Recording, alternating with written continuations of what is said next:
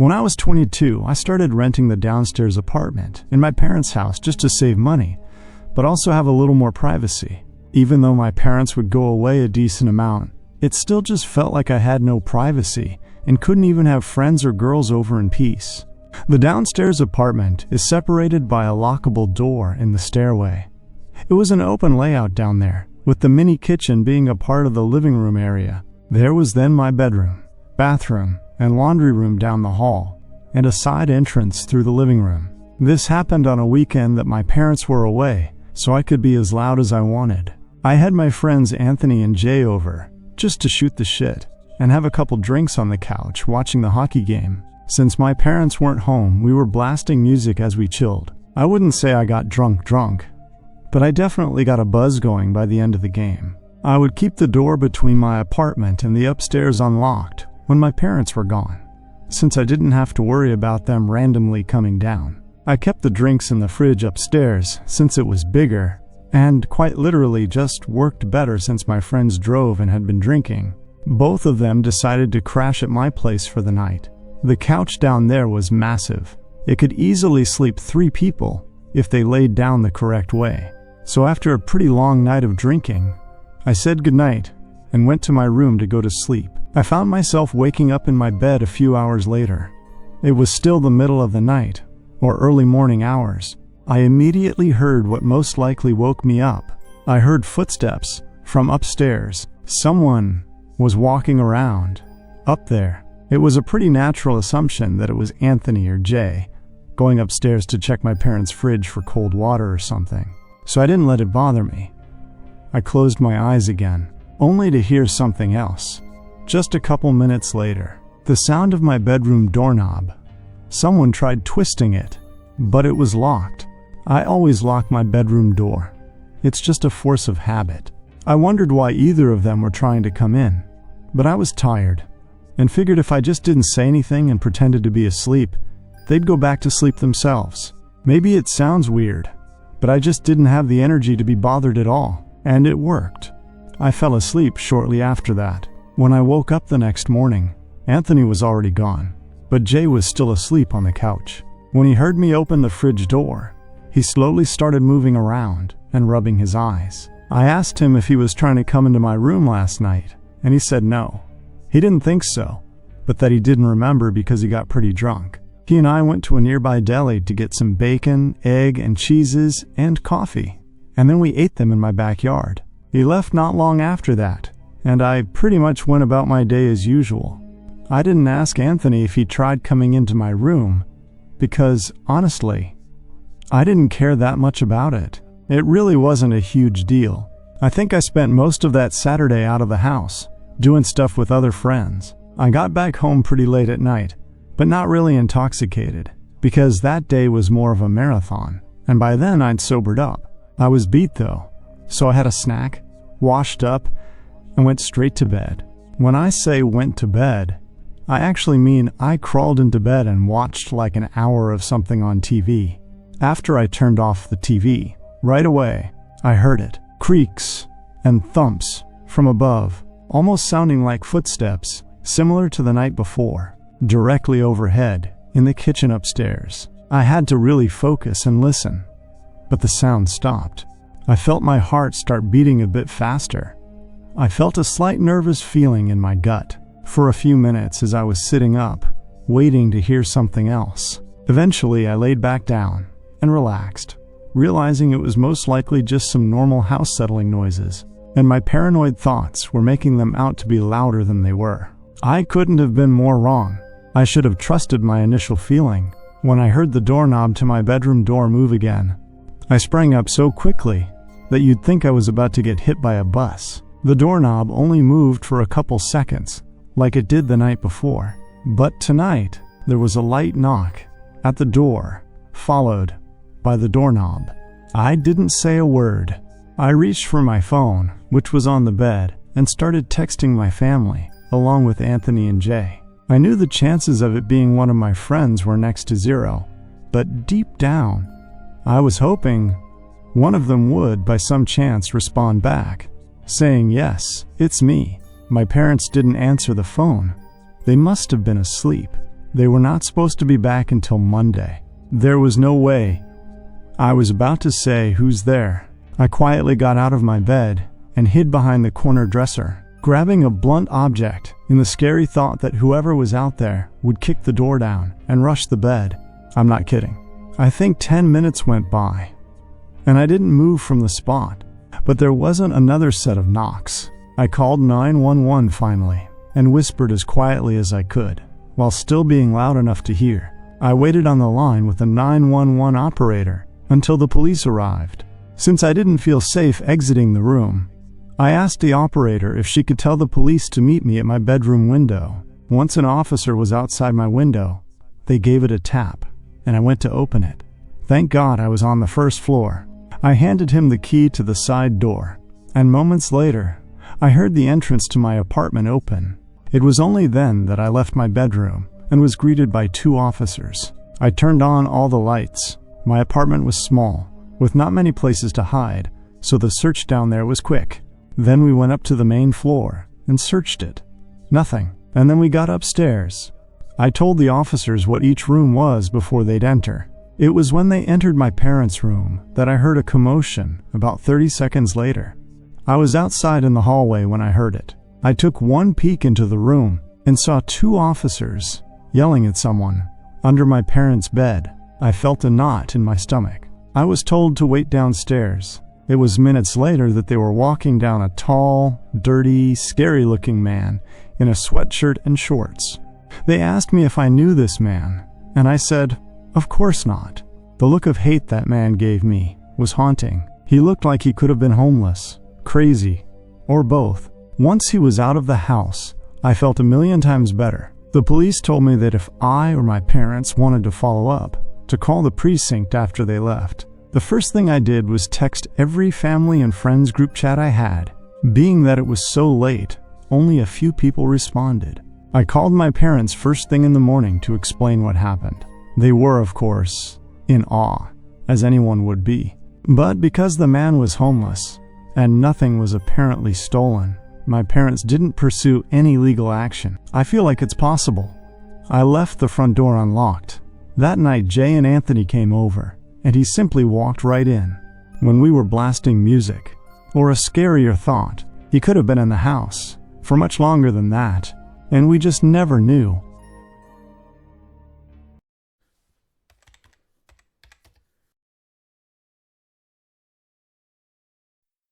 I've always loved the quiet. I moved up to this little cabin in rural upstate New York about 5 years ago, away from the chaos of the city. The place is big, secluded, and the woods stretch out far beyond my property. The nearest neighbor is miles away, and the only sounds you can hear are the wind and the trees and the occasional bird chirping in the distance. It's peaceful, and that's how I like it. Fishing is my thing. I spend most of my time on the lake that sits just behind my house. It's the perfect place to escape everything. I don't mind being alone. Hell, I enjoy it. The cabin has a huge deck that looks out over the woods. I often sit out there with a cold beer in my hand, watching the sun dip behind the trees and listening to the nighttime sounds of the woods. It's always been peaceful, until recently. It started about 2 weeks ago. I was on the deck like usual, just staring into the dark, when I heard something. A snap of a twig in the distance. I didn't think much of it. Deer maybe, or a raccoon. The woods are full of life, and I've gotten used to the noises over the years. But as the days went by, the sounds became more frequent. At first, it was just that twig snapping, or leaves rustling, things I thought were just animals. But then one night, I heard something different, a scratching sound. It came from the side of the house, somewhere near the window of the spare bedroom. It was quiet, almost like it was trying to be sneaky. I stood up from my chair, heart pounding a little faster than usual. I waited, but nothing came after that. Probably just a squirrel, I told myself. But I didn't feel right. I decided to go inside and lock up for the night. The next evening I heard it again. The scratching. It wasn't just at the side of the house anymore. Now it was closer. It sounded like it was coming from right outside the spare bedroom window. I froze, listening carefully, my nerves starting to fray. I couldn't explain it, but something felt off. I went to the window, pulling the curtains back slightly, to see what was outside. The moonlight illuminated the trees, casting long shadows across the yard. The wind was still, and everything seemed normal. No animal, no person. I shook my head, telling myself that I was just letting my imagination run wild. It was probably a branch brushing up against the window, or maybe the wind. I convinced myself it wasn't anything to worry about, and went to bed. The next night, the scratching returned. It wasn't just scratching anymore, though. It sounded like light tapping, as if someone were tapping on the window, trying to get my attention. My heart skipped a beat, and I jumped out of bed. I grabbed a flashlight and crept through the dark hallway toward the spare bedroom. When I reached the window, I shone the flashlight outside. There was nothing there. No person, no animal, just the same. Empty woods. But I couldn't shake the feeling that I wasn't alone. I couldn't explain it, but something was wrong. The air around me felt thick, heavy. I went back to bed, but I couldn't sleep. Every little noise seemed louder, and every creak of the floorboard sounded like someone was moving around in the house. I stayed awake listening, but eventually, I fell asleep out of sheer exhaustion. The nights wore on, and the sounds didn't stop. I'd hear them every night, always the same. A tap, a scratch, sometimes even a faint whisper that seemed to come from within the walls. I tried to ignore it, but it was getting harder. One night, I decided to confront whatever was causing it. Maybe it was just an animal, I thought.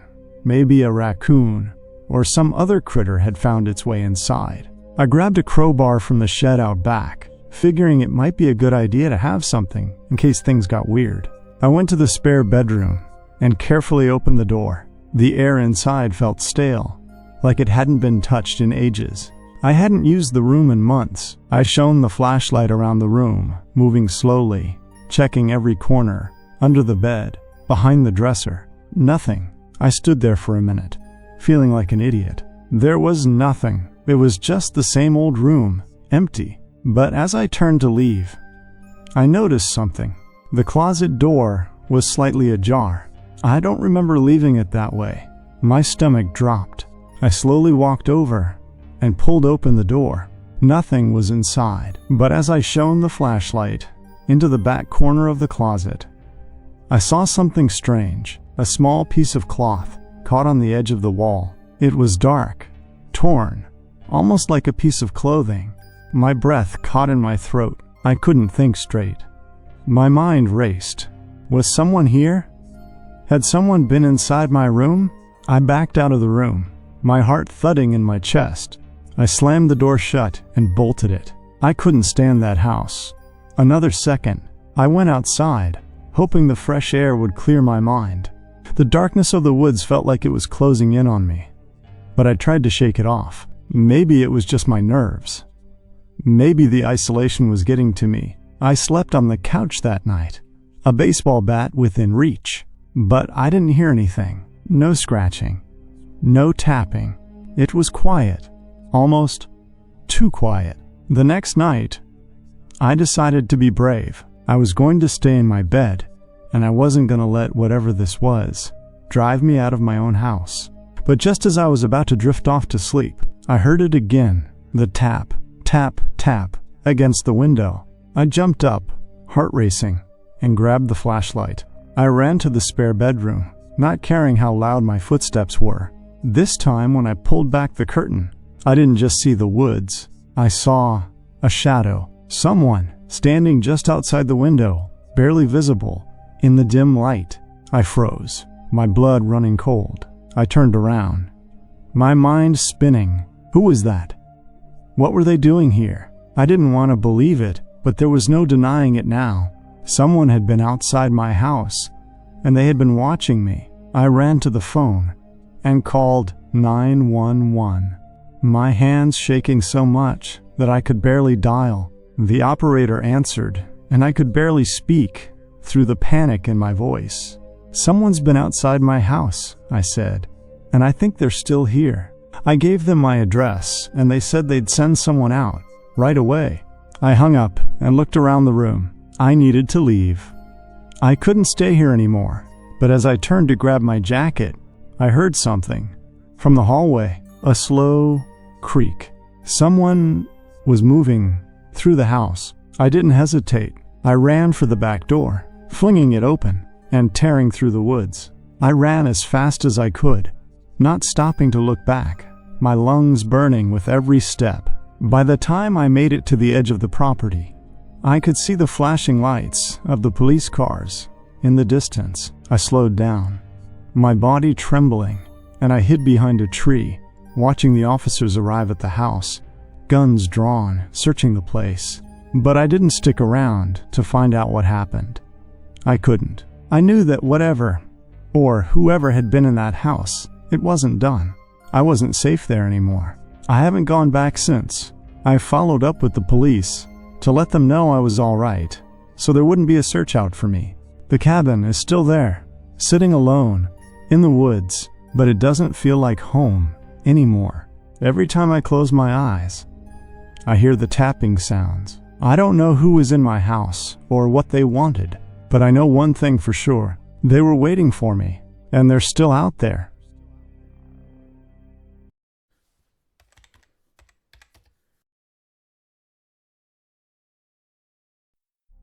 This happened when I was about 15 years old, back in 2008. My parents went out to the casino for the night, so it was just me and my dog, Abby, home alone.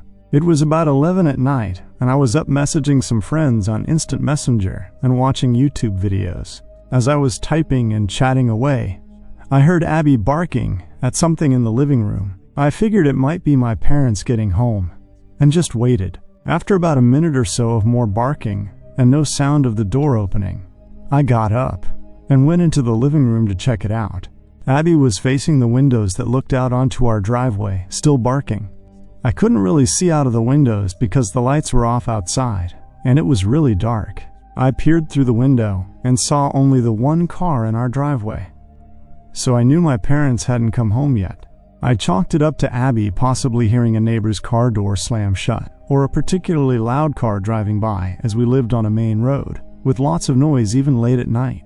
I went back to messaging my friends, but over the next 5 minutes, I kept feeling like I was hearing noises around my house. Abby would stop and start barking again at different intervals. I was about to get up to calm her down when I could have sworn I heard a knock or a rustling sound at the living room door. I got up and slowly made my way back into the living room to look through the windows again. Nothing. I was starting to get a little nervous and was too scared to look into the peephole in case some crazy face was staring back at me. I double-checked to make sure the door was locked and was about to leave the room when the sound of knocking suddenly came from the side door of the house. My heart fluttered. I didn't know what to think. Like, did my parents get locked out and they were trying to get in? Was someone trying to break in? Was there more than one person? I barely had time to register those thoughts when I heard the sound of the doorknob from downstairs being shimmied with, like someone was trying to open it. Our basement was essentially under the house, with the entrance being pretty hidden. To get to that door, you had to walk around the entire house, into our backyard, and go under the deck. You'd either need to already know the door was there, or be really determined to find a way in. Abby was whimpering and barking louder than ever, running from room to room, trying to locate the threat. It felt like the whole house was surrounded. The noises from the basement grew louder, and it almost sounded like whoever it was had managed to get it open, because suddenly the noise stopped. My heart sank. I stopped breathing, standing frozen in the silence, just waiting for the next sound. Then, quick as a whip, Abby flew down the stairs and started growling maniacally at whatever was down there. Abby was a good-natured black lab who had never hurt a fly, but in this moment, I had never heard her sound more threatening. It felt like I was frozen in place for minutes. Finally, my fight-or-flight instinct kicked in when I realized Abby had stopped barking and growling. I called her upstairs and locked the door inside the house that led to the basement. I grabbed the home phone, because I didn't have a cell phone yet, and ran with Abby into the closet in my parents' room, where one of the guns we owned was stored. I sat there, armed and ready, about to call 911, when I suddenly heard the front door open. Abby sprinted out. I yelled no after her, but then heard the sound of my parents' voices. I ran into the living room to see them petting Abby and looking at me strangely. I spent the next several minutes recounting the events of the night to my parents. My mom was horrified, and my dad spent the next hour searching every corner of the house, inside and out, with his gun in hand. He didn't find anything, and I didn't sleep that night. The next afternoon, there was a knock at the front door.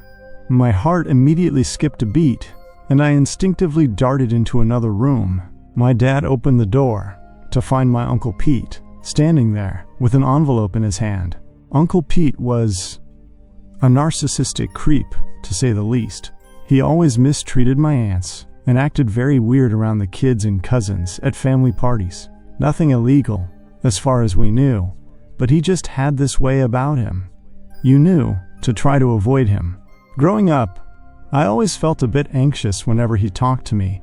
I can't remember anything specific he may have said, but his overall demeanor was unsettling. Even adults who spent too much time around him said he made them uncomfortable. I played softball, and his daughter, my cousin Kate, played in a league a few years below mine. I loved my cousin and always felt bad for her, having such a creepy dad, so I would often give her tips or help out her team with pitching and fielding lessons. My mom and I eavesdropped from another room and overheard Uncle Pete say something like, "I tried to stop by last night to drop it off, but no one was home." I couldn't hear much else, but shortly after, I heard my dad slam the door shut. My mom and I peeked out and asked what happened. My dad, his face quivering with anger, said that apparently Uncle Pete had been the one stomping around the house last night, trying to get inside. He handed me the envelope and I opened it to find a card with a gift card inside, thanking me for helping his daughter with softball lessons. A night of panic and terror, all at the hands of my creepy uncle. My dad had threatened him during the conversation at our front door, and after that, we never really spent time with him again. When I think about this story now, I'm at least glad I found out who was behind the incident. Otherwise, I might have spent years wondering if it had been burglars, a ghost, or something else. I'm thankful Abby was there to protect me. She most certainly scared him off when he was trying to get in through the basement. But even so, I'm still left with so many questions. What the hell was he thinking? Why did he need to drop that card off so late at night? Why didn't he get the hint that we weren't home when no one answered the front door? Why wouldn't he try calling the house to see if we were home? And worst of all, what would have happened had he gotten inside?